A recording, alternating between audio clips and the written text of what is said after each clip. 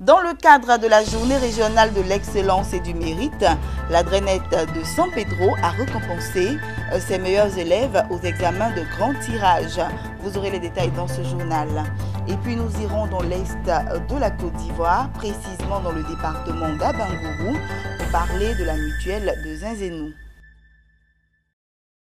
Voici pour l'essentiel des titres. Bonsoir à tous et bienvenue à ce temps d'information. Commençons par cet élément en éducation. Sur l'initiative de la direction régionale de l'éducation nationale et de l'enseignement technique Drainette de San Pedro, les 37 meilleurs élèves de promotion et des examens à grand tirage ont été récompensés. C'était au cours d'une journée d'excellence à l'école, journée qui s'inscrit dans le cadre de la deuxième édition de la journée régionale de l'excellence et du mérite. Suivons le reportage de notre correspondant sur place, Abel Kwao, dans le commentaire de Lawani Babatunde.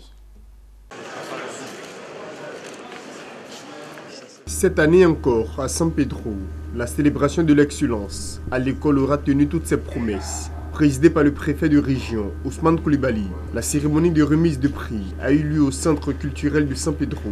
Ici, ont été honorés et récompensés les 13 meilleurs élèves aux examens à grand tirage avec des points oscillant entre 156 et 303 points. Ont été également primés les 24 meilleurs élèves de promotion de l'enseignement général et technique avec des moyennes qui varient de 11,76 à 18,08 sur 20. Et enfin, les 27 meilleurs personnels du système éducatif de la région. Les meilleurs élèves de promotion, les meilleurs candidats admis au baccalauréat par série, au BEPC et au CEPU ont reçu des diplômes d'honneur et des kits scolaires offerts par le port autonome de San Pedro. Quant aux meilleurs des meilleurs, admis au baccalauréat avec mention bien et assez bien, sont l'élève du lycée Al-Gadir de San Pedro, Atié Sabi, avec 289 points, et l'élève du lycée moderne Inagoyi de San Pedro, voici Jean-Yves Cédric, avec 282 points. Ils ont reçu chacun un ordinateur et du numéraire. J'ai travaillé dur pour ce prix, donc récompensée comme la meilleure. Je suis heureuse pour cela. Je suis vraiment content pour le prix que je viens de recevoir. Je remercie vraiment tous les responsables. Je pense aussi que ça va me pousser à travailler encore plus. C'est une grande joie pour moi de voir que ma fille a été reçue au prix du mérite. Effectivement, durant toute l'année scolaire, elle a fait un parcours vraiment honorable. Première de classe, sur tous les 3 trimestres, de la 6e en 3e, première de classe sur tous les 3 trimestres. Je pense que c'est un mérite qui a été récompensé à sa juste valeur. Ce que nous voulons, c'est l'excellence à l'école. L'excellence à tout point de vue.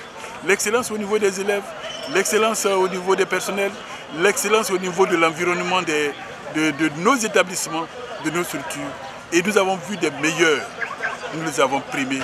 Nous sommes vraiment très contents. Et nous allons rééditer cette même édition l'année prochaine, si Dieu le veut.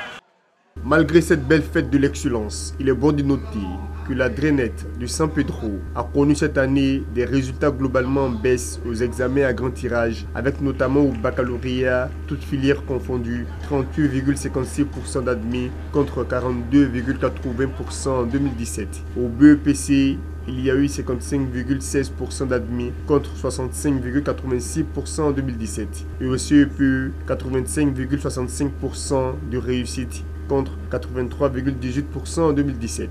Les représentants du chef du cabinet, du ministre de l'Éducation nationale, du préfet de région, les élus et cadres, les partenaires du système éducatif ont néanmoins salué les performances des élèves et le travail des différents acteurs tout en exprimant leur engagement à soutenir l'école dans la région.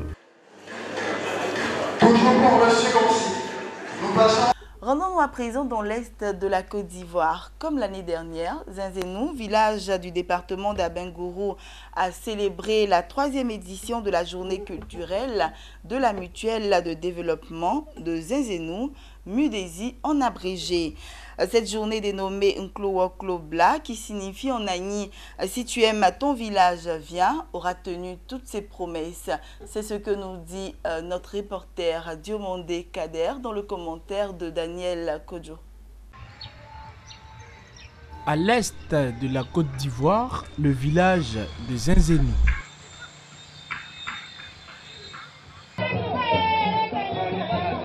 Ce week-end, cette localité de la sous-préfecture de Yakassé-Feyasé dans le département d'Abengourou est en fête.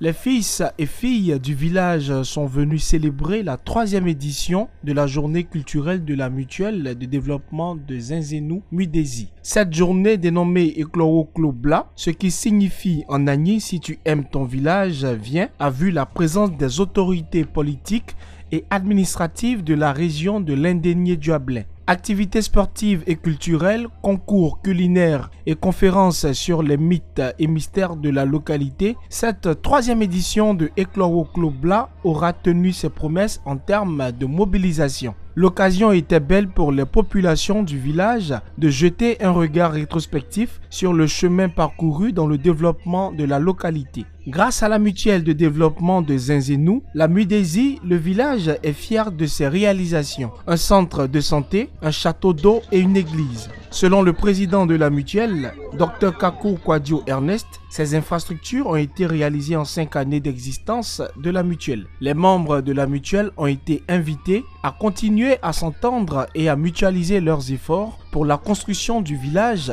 de Zinzénou. On part à présent au Maroc, cette fois-ci en bref et en images. Sachez que le déficit de la balance commerciale du Maroc s'est cru de 8% durant les 7 premiers mois de l'année 2018, comparativement à la même période de 2017, pour s'établir à 118,3 milliards de dirhams, soit 12,4 milliards de dollars, selon l'Office d'échange. Entre le 1er janvier et le 31 juillet, les importations du royaume chérifien ont augmenté de 9,8% à 278,3 milliards de dirhams, tandis que les exportations ont augmenté de 11,2% à 160 milliards de dirhams.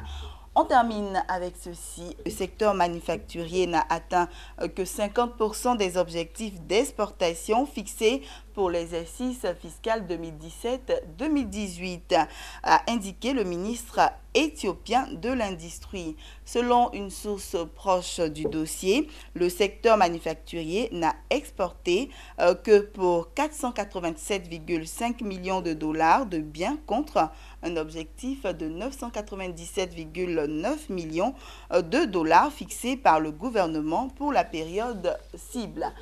Voilà, c'est ici que nous refermons ce journal. J'ai été très heureuse de vous l'avoir présenté. Je vous souhaite donc une bonne suite de programmes sur Business 24 Africa.